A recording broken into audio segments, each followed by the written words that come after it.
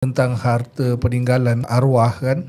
Lepas tu bila part dah meninggal tu ada sedikit confusion lah dari segi pecahan-pecahan siapa dapat harta ni dan sebagainya. Alright.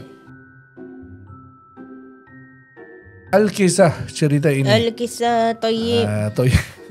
Si Fulan merupakan salah satu daripada adik-beradik dia lah.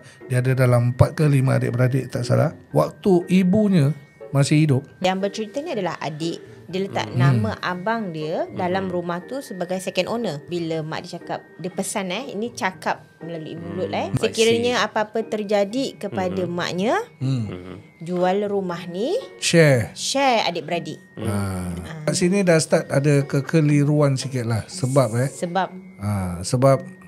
Sebab si suami ni, si anak yang lelaki yang dia letak nama ni, ada adik isteri dan juga 4 orang anak. Selalu part-part gini kalau berlaku kan, nanti adik-beradik dah start tu macam alamak rumah ni siapa yang nak.